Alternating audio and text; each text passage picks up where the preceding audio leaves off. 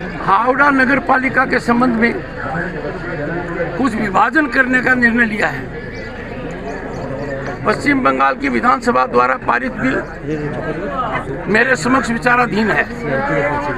संविधान के अनुच्छेद 200 के तहत उस बिल पर निर्णय मुझे लेना है। उस बिल पर निर्णय मैं 3 तरीके से ले सकता हूँ।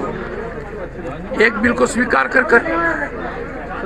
बिल को वापस विधानसभा भेजकर, या मुझे लगता है कि वो बिल राज्य के क्षेत्राधिकार के बाहर है तो उस बिल को राष्ट्रपति जी के यहाँ भेज दें। जब मेरे समक्ष ये बिल आया तो इस बिल के संबंध में मैंने कुछ जानकारी सरकार से मांगी।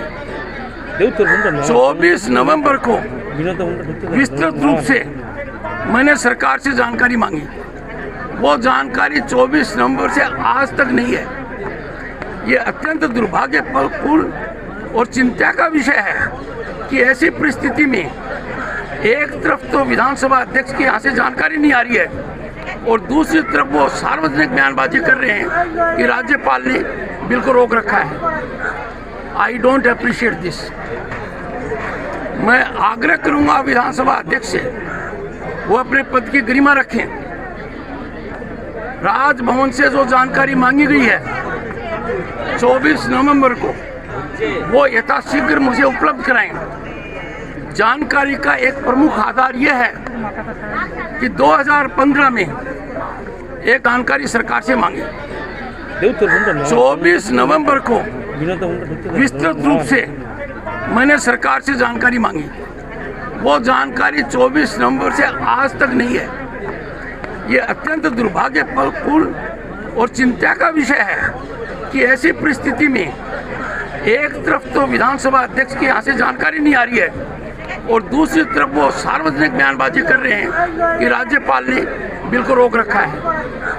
I don't appreciate this. मैं आग्रह करूंगा विधानसभा अध्यक्ष से वो अपने पद की गरिमा रखें।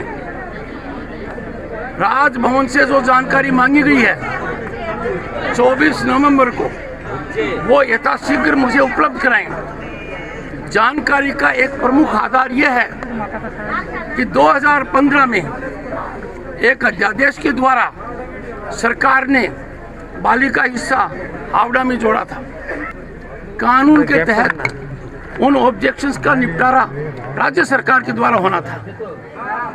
आश्चर्य की बात यह है कि न तो विधानसभा न सरकार अब तक राज्यपाल को बता पाई है कि उनका निपटारा किसने किया। 2 लाइन में एसडीएम का ऑर्डर है, 2 लाइन में जिलाधीश का ऑर्डर है, और जो आधार है उसके बारे में मैं विवेचन करूंगा जब 24 नवंबर की जानकारी जो मैंने मांगी है वो आई।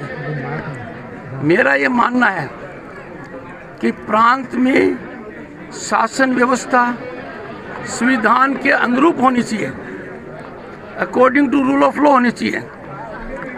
हर समय विधानसभा अध्यक्ष जो बयानबाजी करते हैं उसको मैं उपयुक्त नहीं मानता हूँ।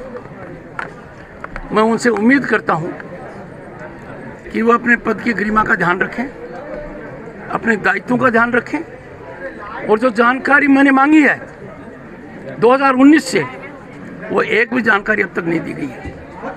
उदाहरण के तौर पर विधानसभा ने 2 प्रस्ताव पारित किए। एक प्रस्ताव बीएसएफ के बारे में किया, दूसरा प्रस्ताव केंद्र एजेंसीज के अधिकारियों के संबंध में किया। दोनों की जानकारी मांगी है, वो भी अब तक नहीं मिली है।